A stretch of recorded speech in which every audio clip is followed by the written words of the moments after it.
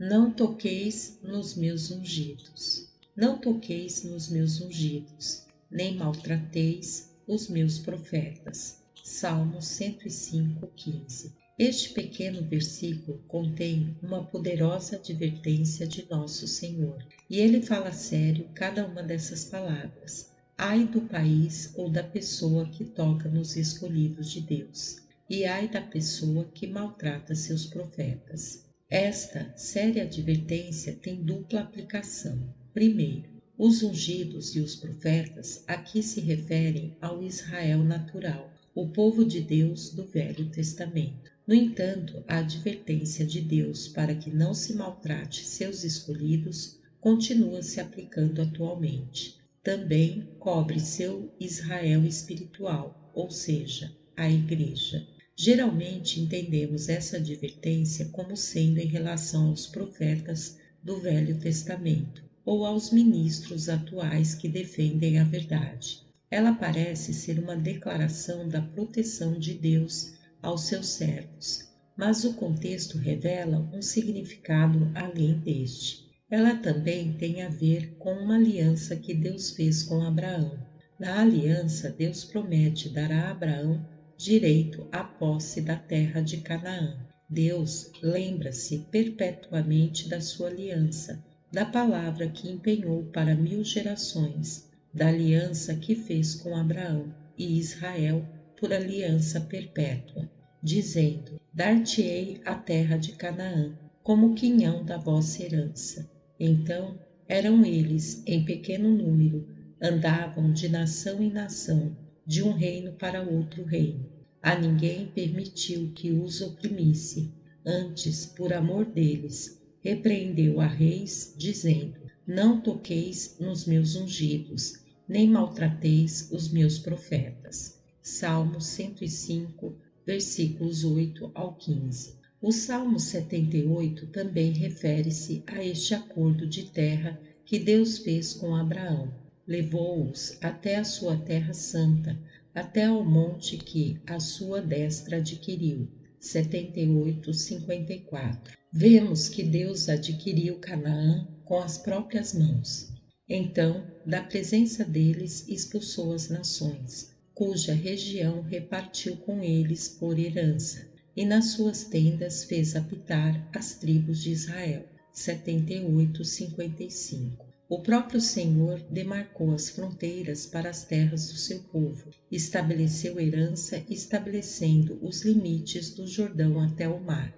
Em outras palavras, Deus desenhou o mapa. Foi como se ele estivesse numa montanha e medisse os limites de Canaã pelo seu espírito, dizendo: tantos quilômetros para o norte, tantos para o sul, tanto para leste e oeste. Em resumo, Deus deu ao seu povo uma concessão permanente de terra, através da aliança com Abraão, e os israelitas foram guiados a esta herança por Moisés. Por ordem de Deus, expulsaram as nações ímpias que ocupavam a terra, e quando se estabeleceram em sua terra prometida, Deus fez uma distinção entre eles e as outras nações.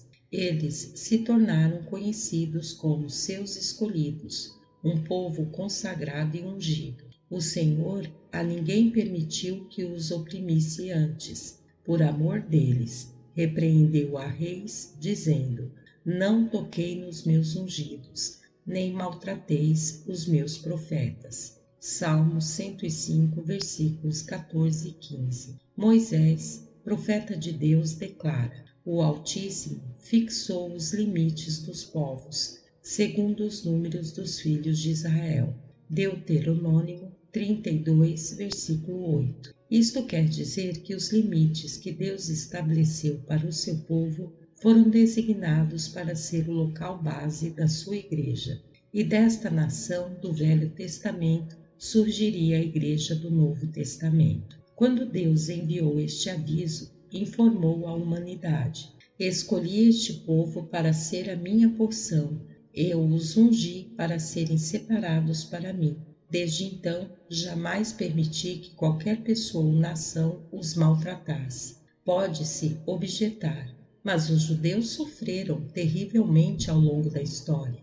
E Hitler e o Holocausto? Sim, Israel foi muito maltratada, mas os que os maltrataram sempre sofreram terríveis consequências. A advertência de Deus nos diz: ao tocar o meu ungido, você corre perigo. Isto lhe custará muito. A Alemanha pagou um altíssimo preço pelo mal que cometeu.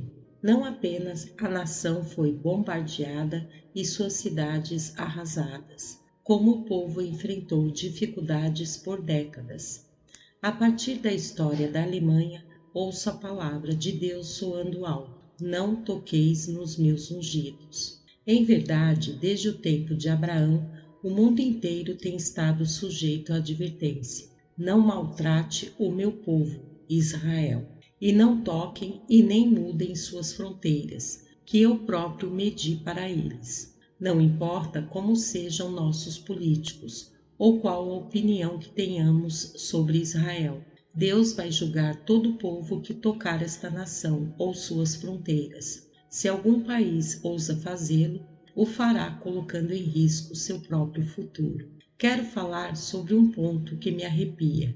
Os Estados Unidos têm sido o melhor amigo e o protetor de Israel desde que este se tornou outra vez uma nação em 1948. Como todos os demais países, devemos guardar a advertência de Deus para não prejudicarmos seu povo. Contudo, a declaração de nosso presidente em relação a Israel me assusta. Desde os ataques de 11 de setembro, os Estados Unidos têm dirigido esforços para a formação de uma coalizão de nações contra o terrorismo.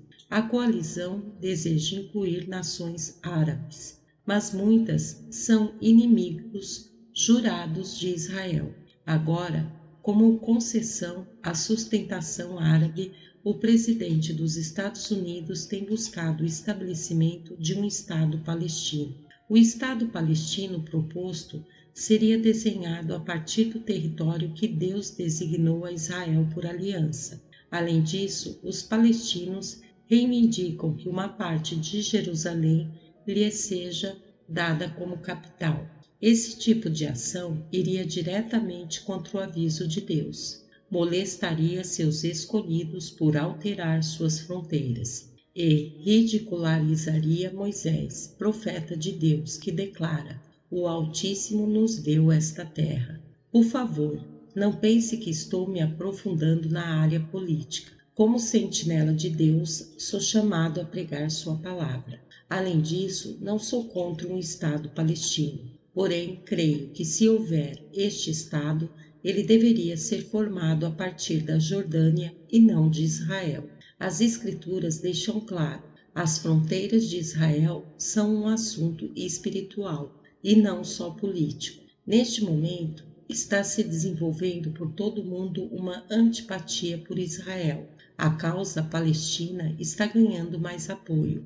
Os líderes de Israel têm sentido-se abandonados. O primeiro-ministro se manifestou em nome da maioria dos israelitas quando disse: fomos traídos. Se for preciso, ficaremos sós contra os países vizinhos, mas sabemos que Deus estará conosco. Claramente, a equipe de nosso presidente inclui simpatizantes pelos árabes. Eles podem não estar percebendo, mas estão lhe dando perigosos conselhos. Uma ação desse tipo pode trazer maldição sobre o nosso país. Por anos, nossa nação tem sido grandemente abençoada, em parte devido à promessa de Deus a Abraão: abençoarei os que te abençoarem e amaldiçoarei os que te amaldiçoarem.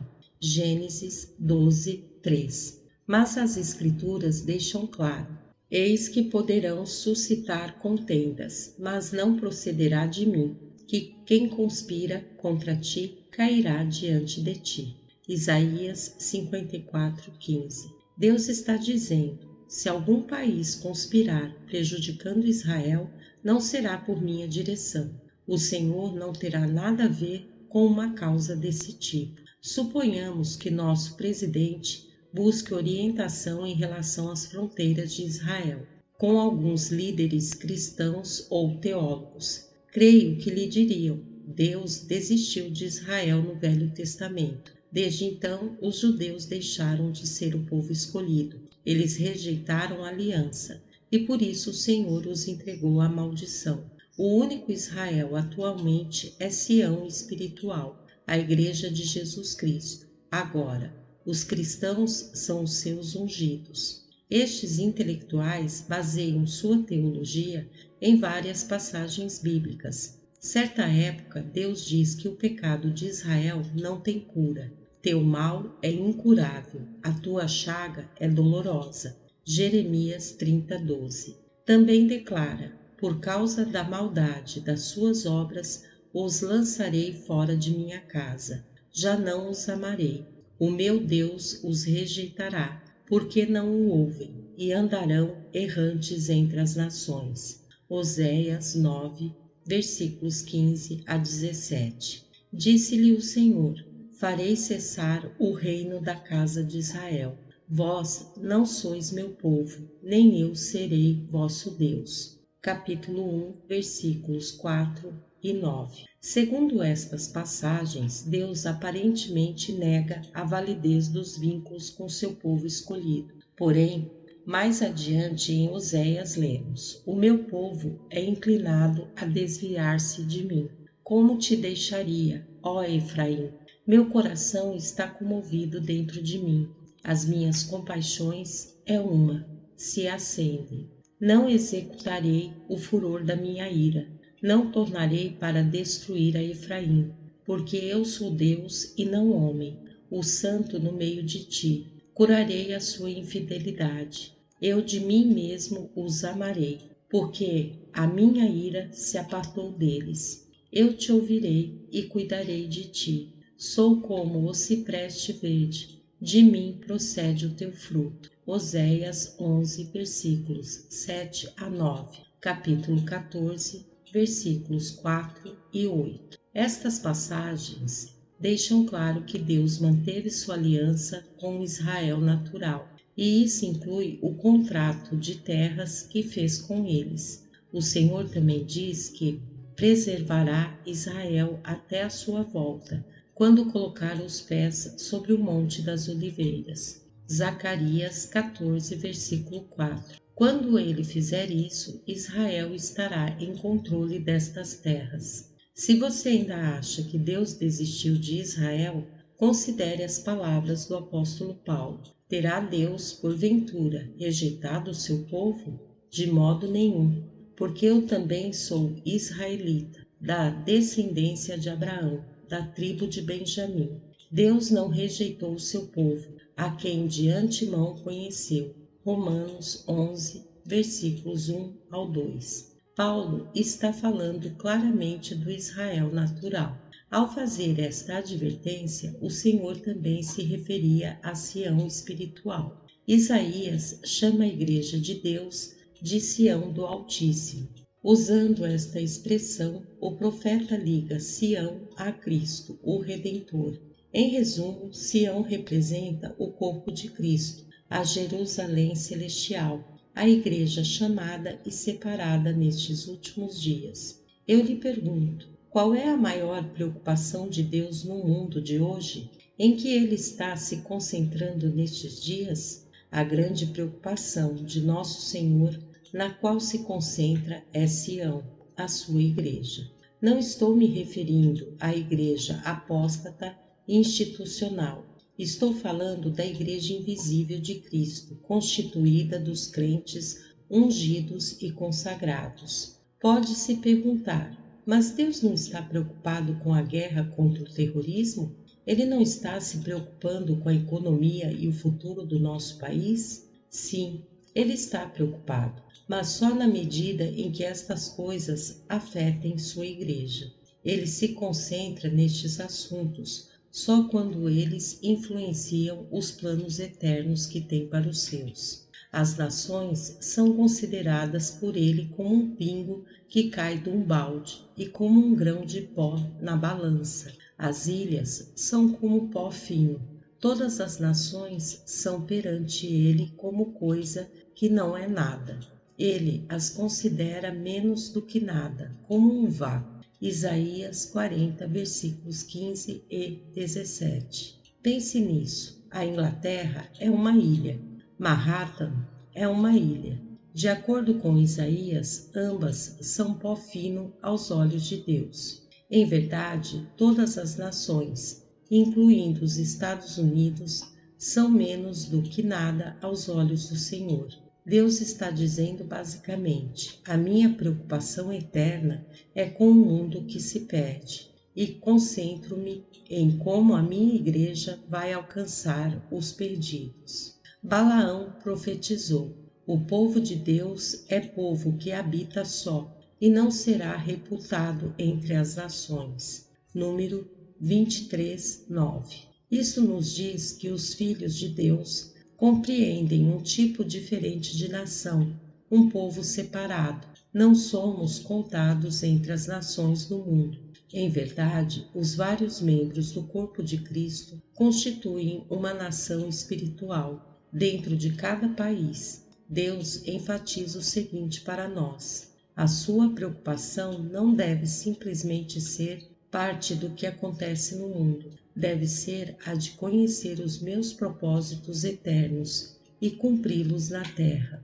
O fato é que Deus também abençoa uma nação ou a humilha, segundo a maneira que esta nação trata a sua igreja. Pense nisso. O único interesse de Deus em relação ao Egito, sob o faraó, era em como esta nação tratava os escolhidos. Deus devastou os egípcios e afogou seu exército, porque maltrataram seu povo. Da mesma maneira, o único interesse de Deus pela Babilônia relacionava-se à sua ameaça de extinguir Israel nos tempos de Ester. Quando Amã conspirou contra os judeus, Deus revelou isso e o removeu. Veja também que quando Deus destruiu a Babilônia, não foi devido só à sua idolatria, sensualidade ou violência. Foi porque os babilônios haviam tocado seus escolhidos. Eles tinham pego os vasos sagrados de adoração de Israel e bebido neles. Como resultado, o império mais poderoso do mundo foi derrubado. Na hora que os babilônios invadiram os interesses de Deus, ele os destruiu. O nosso Senhor manterá contenda com toda a nação do mundo, a fim de salvar e prosperar sua santa Sião. Ele derrubará impérios inteiros, simplesmente movendo suas mãos julgadoras. Ele acabou com o Império Romano porque ele tentou aniquilar sua igreja em 10 cruéis perseguições. Provavelmente a pior das campanhas foi sob o imperador Diocleciano. Este homem maligno perseguiu e matou cristãos com fúria. Mesmo assim, ao fazer isso, o número de cristãos cresceu. Isso finalmente levou Diocleciano à insanidade. Ele acabou abdicando da liderança de Roma, pois enlouqueceu tentando extinguir a causa de Cristo. Em Gênesis 20, Deus julga o rei pagão, Abimeleque, pois este chegou ao ponto de querer tocar ungidos de Deus. Abimeleque tinha levado Sara, esposa de Abraão, para seu harém, mas Deus foi até ele em sonho dizendo: você vai morrer.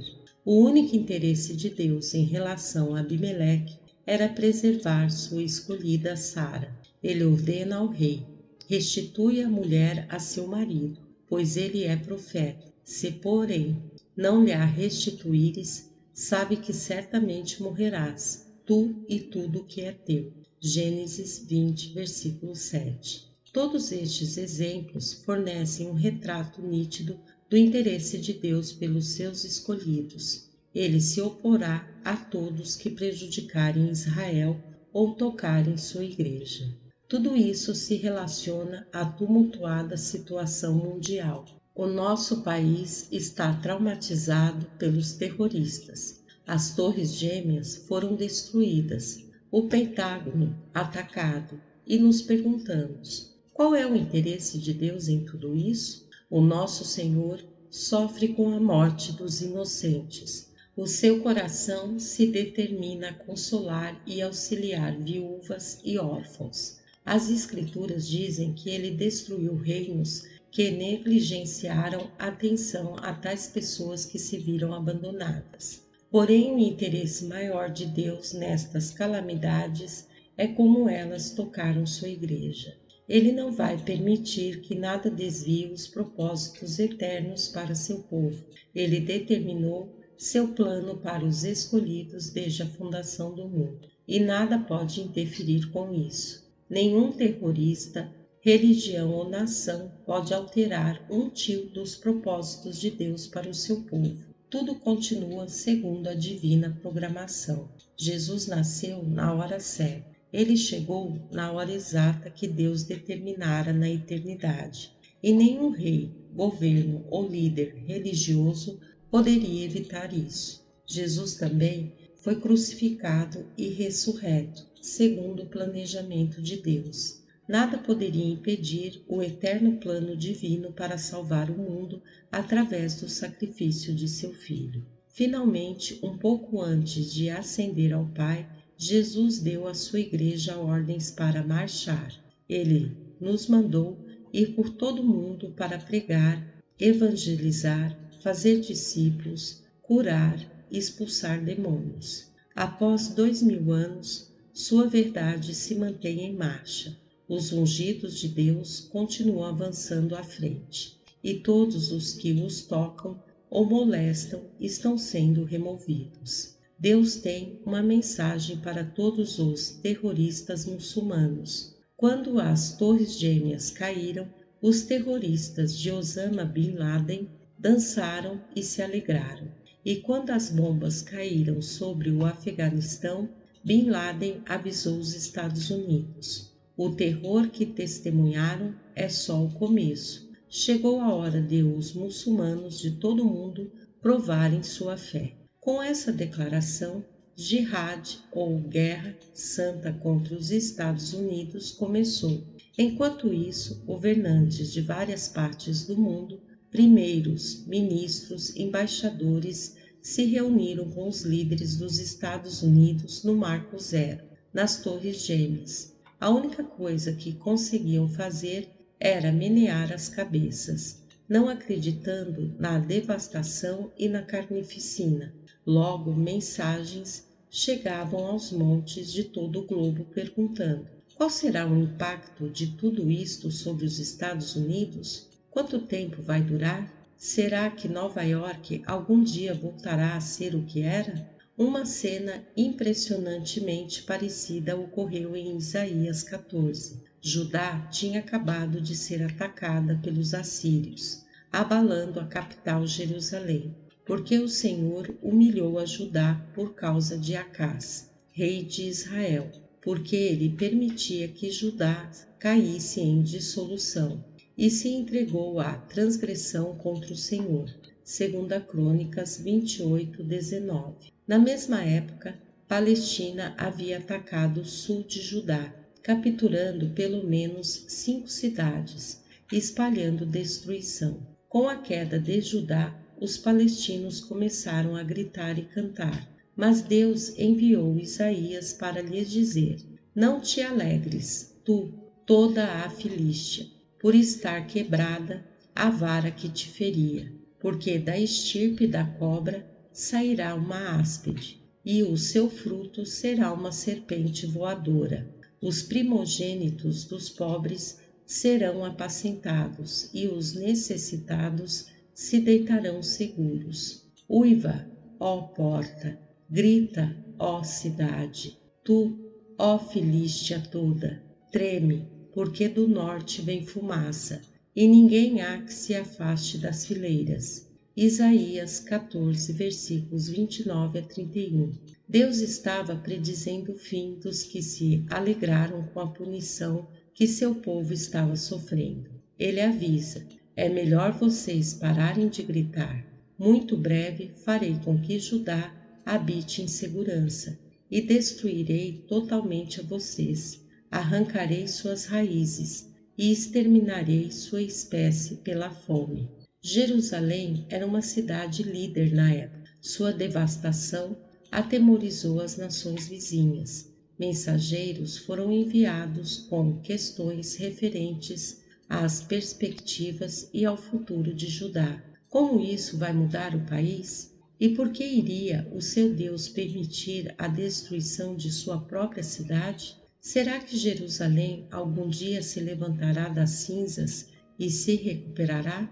Logo, Isaías foi visitado pelo governo de Judá e por líderes religiosos, que pedem que se responderá, pois, aos mensageiros dos gentios, nações. Isaías 14, versículo 32. Isaías respondeu que o Senhor fundou a Sião e nela encontram refúgio os aflitos do seu povo. Capítulo 14, versículo 32. Em outras palavras, diga aos mensageiros: o Deus Todo-Poderoso fundou essa igreja, seus escolhidos, e as portas do inferno não prevalecerão contra ela. Ouço o Senhor proferindo esta mesma mensagem hoje. Está dizendo: diga aos terroristas que a igreja fundada sobre Cristo, a rocha, está viva e ativa. A única coisa que eles fizeram foi despertar um gigante adormecido. Este gigante não se trata simplesmente do exército americano, trata-se da minha igreja, os meus escolhidos. O meu exército de servos está empunhando armas agora e está avançando contra o inimigo com armas que este desconhece. Que armas são essas? Não são bombas, mísseis, material químico, canhões. As armas que nos foram dadas são mais poderosas que todas estas e têm a garantia de derrubarem qualquer fortaleza. Sabemos que Osama Bin Laden e seus terroristas não conseguirão se esconder de nossas armas especiais. É claro que estou falando do poder da oração e da fé.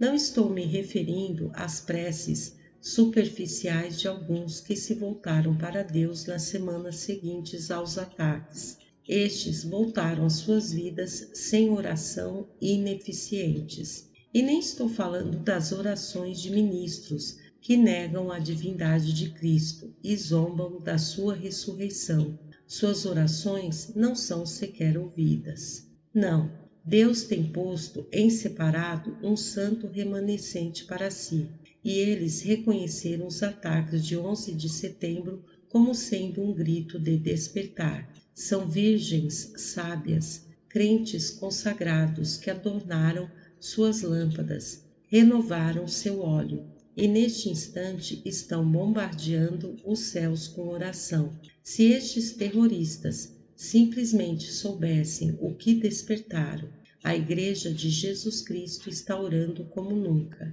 Sião pegou a artilharia pesada e está travando a guerra ajoelhada, e pelo país inteiro os adolescentes cristãos estão se alistando para a batalha. Dizem aos pais e aos pastores: quero me oferecer para ser missionário em um país muçulmano para pregar Jesus. Agora mesmo, muitos ministros evangélicos se perguntam: o que dizer ao nosso povo quando perguntam o que vai acontecer ao país? E se houver mais ataques terroristas? Não se engane, o nosso país foi abalado tremendamente e haverá mais terrorismo à frente. Mas no âmago, Deus nos deu algo inabalável que se mantém firme.